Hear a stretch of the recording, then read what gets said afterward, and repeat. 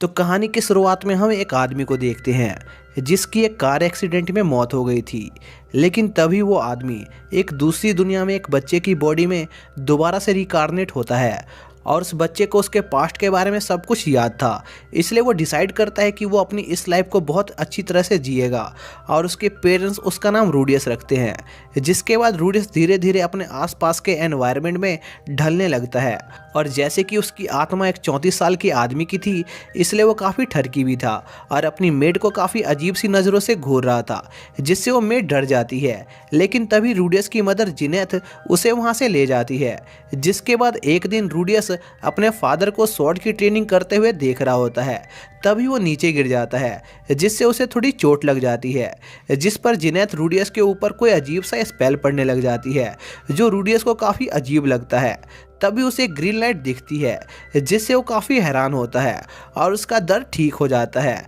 जिससे रूडियस को समझ में आ जाता है कि वो एक ऐसे वर्ल्ड में रिकारनेट हुआ है जहाँ पर लोग मैजिक और स्वॉर्ड का यूज़ करते हैं। जिसके बाद 2 साल बीत जाते हैं। तभी हम रूडियस को देखते हैं जो थोड़ा बड़ा हो गया था और अपने घर में घूम रहा था। तभी उसे एक बॉक्स में कुछ बुक्स मिलती है जो मैजिक्स की बुक्स थी, लेकिन रूडियस उन्हें पढ़ नहीं पाता क्योंकि उसे वो लैंग्वेज नहीं आती थी। जिस पर रूडियस धीरे धीरे अपनी मदर से उस वर्ल्ड की लैंग्वेज को सीखता है और उन बुक्स को पढ़ने लगता है, जिस पर उसे पता चलता है कि सभी ह्यूमंस की मैजिकल कैपेसिटी उनके जन्म से ही फिक्स होती है और वो उन्हें बढ़ा नहीं सकते हैं। और मैजिक यूज़ करने के 2 मेथड होते हैं, इंचैंटेशन और मैजिक सर्कल्स। जिस पर रूडियस उस बुक से एक वाटर स्पेल को इंचैंट करने लगता है, जिस पर उसकी बॉडी से मैना इकट्ठा होने लगती है और वो एक वाटर बॉल का शेप ले लेती है, जिससे रूडियस काफ़ी सरप्राइज होता है। लेकिन वो बॉल वहीं गिर जाती है, जिस पर रूडियस को लगता है कि उसने शायद स्पेल में कोई गड़बड़ कर दी क्योंकि उस वाटर बॉल को एक बुलेट की तरह आगे जाना चाहिए था। जिस पर वो दोबारा से उस स्पेल को कास्ट करने की कोशिश करता है और इस बार वो बिना इंचैंटेशन के ही स्पेल कास्ट कर लेता है, जिस पर रूडियस को समझ आ जाता है कि वो बिना इंचैंटेशन के भी स्पेल यूज कर सकता है और बुक्स में लिखी सारी बात सही नहीं है। लेकिन इतना मैजिक यूज करने से उसका सारा मैना खत्म हो गया था और वो वाटर बॉल उसके सर के ऊपर ही गिर जाता है, जिससे वो बेहोश हो जाता है। जिसके बाद रूडियस रोज वाटर मैजिक की प्रैक्टिस करने लगता है और वो देखता है कि वो जितना ज़्यादा मैजिक यूज़ करता है उसकी मैजिक कैपेसिटी उतनी ज़्यादा बढ़ जाती है, जिससे उसे लगता है कि बुक में लिखी मैना कैपेसिटी वाली बात भी गलत है और वो सोचता है कि अगर वो ऐसे ही मैजिक की प्रैक्टिस करता रहा तो वो बहुत ही पावरफुल हो जाएगा और उसकी बहुत सारी गर्लफ्रेंड भी बन जाएगी। तभी हम पॉल को देखते हैं जो अपनी स्वॉर्ड की प्रैक्टिस कर रहा था। तभी उसके चेहरे पर एक वाटर बॉल आके लगती है और हम देखते हैं कि वो वाटर बॉल रूडियस का था और वो फाइनली वाटर बॉल को शूट करना सीख गया था और इसके लिए उसे बस अपने मैजिक का साइड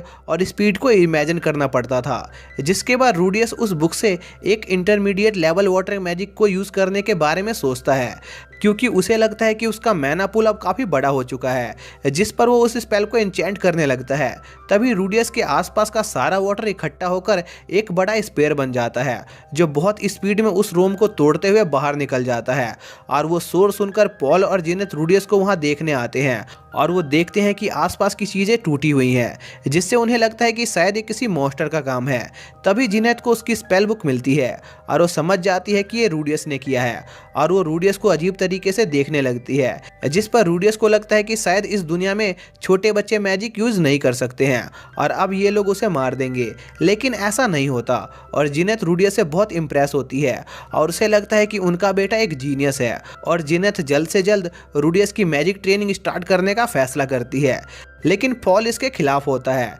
क्योंकि वो रूडियस को एक स्वॉर्ड्समैन बनाना चाहता था, जिस पर उनकी मेड लिलिथ उन्हें एक आइडिया देती है कि वो दोनों रूडियस को सुबह मैजिक और दोपहर में स्वॉर्ड की ट्रेनिंग दे सकते हैं। जिस पर रूडियस के पेरेंट्स मान जाते हैं और रूडियस के लिए एक मैजिक टीचर ढूंढते हैं जो एक रिटायर्ड एडवेंचरर होती है, लेकिन वो ज़्यादा मिलनसार नहीं होती और रूडियस को देखकर रॉक्सी को लगता है कि उसके पेरेंट्स फालतू में रूडियस को एक जीनियस समझ रहे हैं क्योंकि रॉक्सी को रूडियस कुछ खास नहीं लगता। तभी हम रूडियस को देखते हैं जो इस बात से काफ़ी निराश होता है कि उसके टीचर की चेस्ट काफ़ी छोटी है। जिसके बाद वो दोनों मैजिक की प्रैक्टिस करने जाते हैं जहां पर रॉक्सी रूडियस को बताती है कि मेजेस के 7 क्लासेस होते हैं जो बिगनर से गॉड लेवल तक होते हैं। जिसके बाद रॉक्सी रूडियस को बिगनर लेवल का मैजिक वाटर बॉल करके दिखाने लगती है, जिस पर रूडियस रॉक्सी से पूछता है कि क्या उसे एन्चेंटमेंट यूज़ करने की ज़रूरत है कि नहीं। जिस पर रॉक्सी कहती है कि बिल्कुल बिना इंचेंटेशन के मैजिक को यूज नहीं किया जा सकता है। जिसके बाद रॉक्सी वाटर स्पेल का यूज करके एक पेड़ को तोड़ देती है,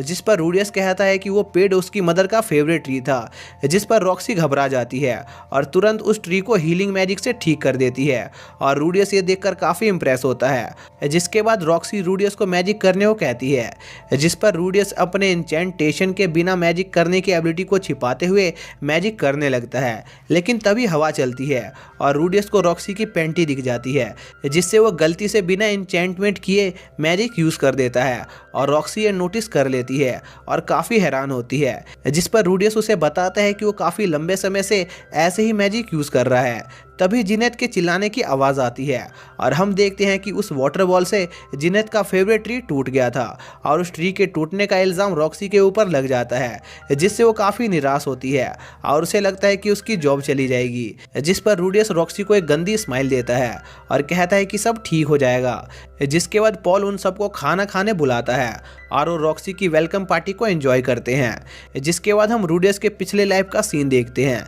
जहां पर रूडियस एक नकारा और सबसे दूर रहने वाला इंसान था और वो अपनी लाइफ से काफ़ी निराश था और कहीं जा रहा होता है। तभी उसे एक लड़की दिखाई देती है जिसे कुछ स्टूडेंट परेशान कर रहे थे। जिस पर रूडियस उस लड़की की मदद करने जाने लगता है, लेकिन तभी उसका एक्सीडेंट एक ट्रक के साथ हो जाता है, जिससे उसकी डेथ हो जाती है। तभी रूडियस की नींद खुलती है और वो खुद को अपने कमरे में पाता है, जहां पर वो अर्थ मैजिक की प्रैक्टिस कर रहा होता है। तभी उसे उसके मॉम और डैड की रोमांस करने की आवाज़ सुनाई देती है, जिससे उसे लगता है कि शायद उसके मॉम और डैड एक और बच्चा चाहते हैं। तभी रूडियस का मन करता है कि वो उन्हें जाके देखे, जिस पर वो उनके कमरे की ओर जाने लगता है। तभी हॉल में उसे रॉक्सी दिखाई देती है, जो उन आवाज़ों को सुनकर काफ़ी एक्साइटेड हो गई थी और रूडियस थोड़ी देर रॉक्सी को वहाँ देखकर मज़े लेता है और फिर वापस अपने कमरे में चला जाता है। जिसके बाद हम देखते हैं कि रूडियस को रॉक्सी के साथ ट्रेनिंग करते हुए 1 साल हो गया था और अब रूडियस बिना थके एडवांस और इंटरमीडिएट मैजिक परफॉर्म कर पा रहा होता है,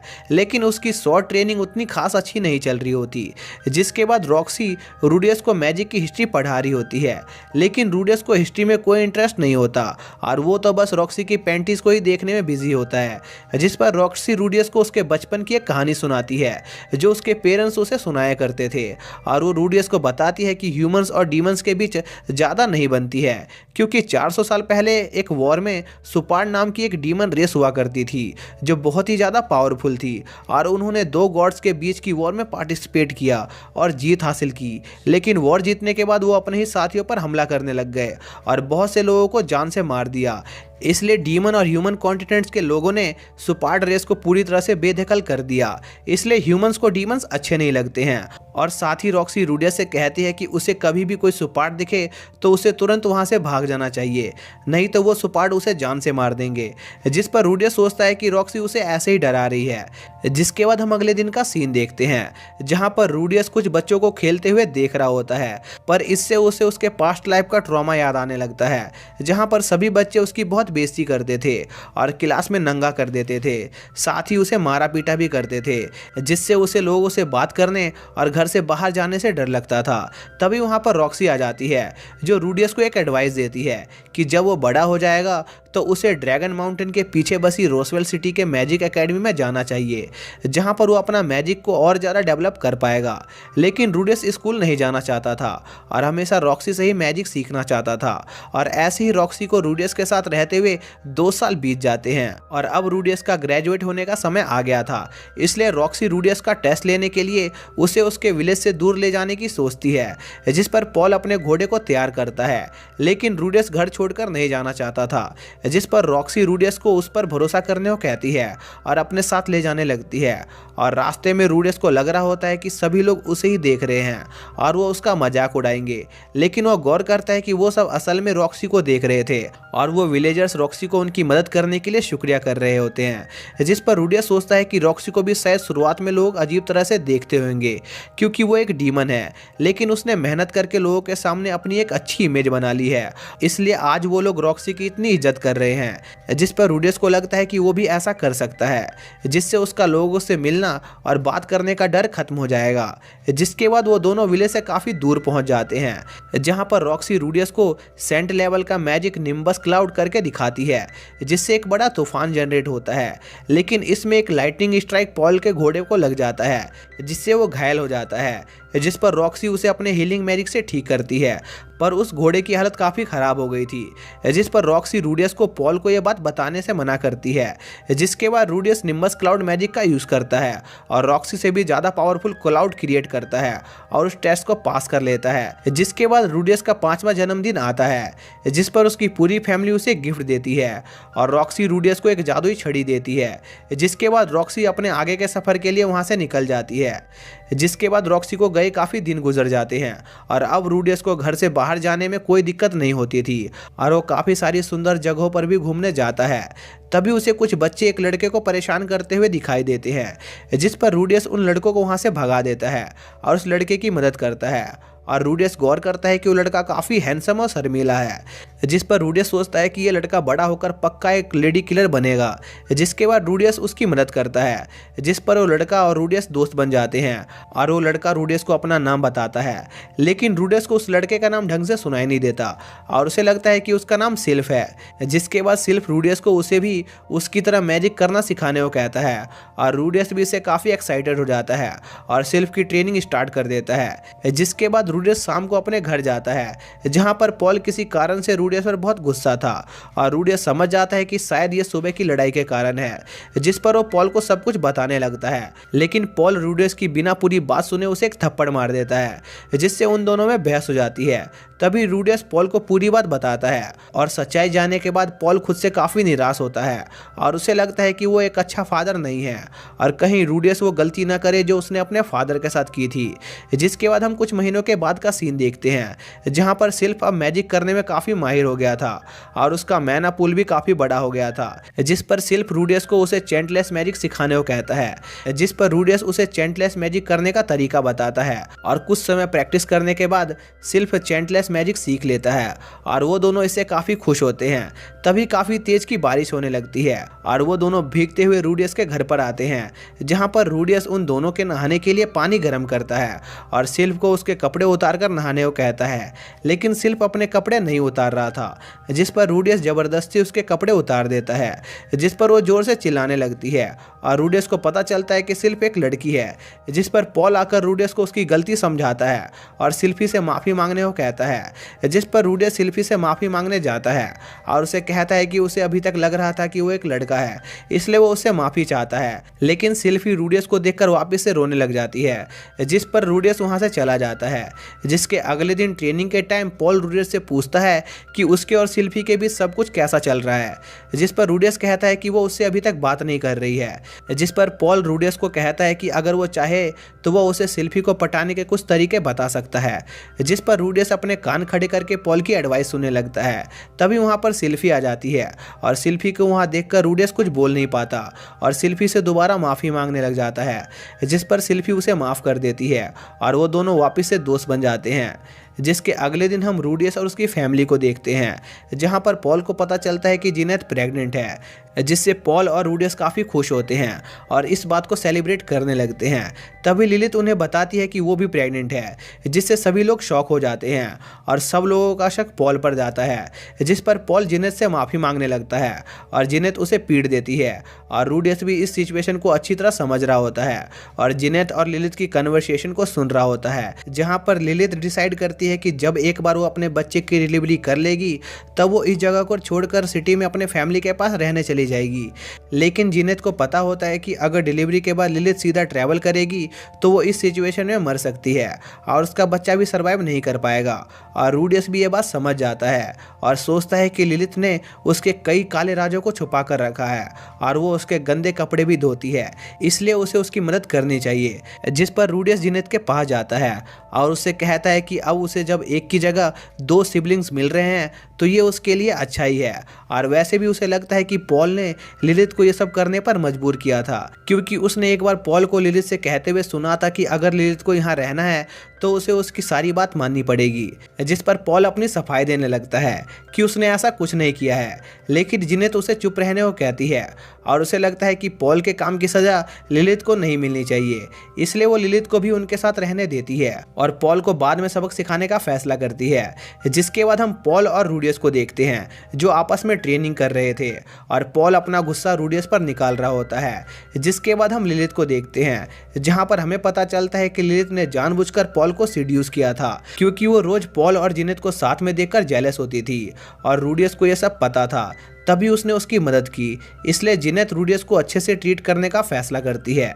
और कुछ समय बाद पॉल को 2 लड़कियां होती है जिससे वो काफ़ी खुश होता है। जिसके बाद पॉल रूडियस के साथ ट्रेनिंग कर रहा होता है, तभी वो रूडियस से पूछता है कि क्या वो अकेडमी में एडमिशन लेना चाहता है, जिस पर रूडियस मना कर देता है। जिस पर पॉल रूडियस से कहता है कि अगर वो एकेडमी जाएगा तो शायद से वो बहुत बड़ा मैजिशियन बन जाए, लेकिन रूडियस पॉल की बात पर ज़्यादा ध्यान नहीं देता और वहाँ से चला जाता है। जिसके बाद रूडियस सिल्फी के साथ खेलने निकल जाता है, जहाँ पर रूडियस सिल्फी को उसके एकेडमी जाने के बारे में बताता है, जिस पर सिल्फी काफ़ी उदास हो जाती है क्योंकि वो रूडियस के जाने पर अकेली पड़ जाती, इसलिए सिल्फी रूडियस को वहाँ जाने से मना करती है। जिस पर रूडियस भी घर जाकर यही सोच रहा होता है कि उसे शायद एकेडमी नहीं जाना चाहिए और वो सिल्फी को इमेजिन करने लगता है। तभी पॉल रूडियस के कमरे में आता है, जिस पर रूडियस पॉल को वहां से भगाने लगता है। जिस पर पॉल रूडियस से कहता है कि वो उसके लिए रॉक्सी का लेटर लाया है। जिसके बाद वो दोनों रॉक्सी का लेटर पढ़ते हैं जिसमें लिखा होता है कि रॉक्सी अभी एक किंगडम में एक लड़के को मैजिक सिखा रही है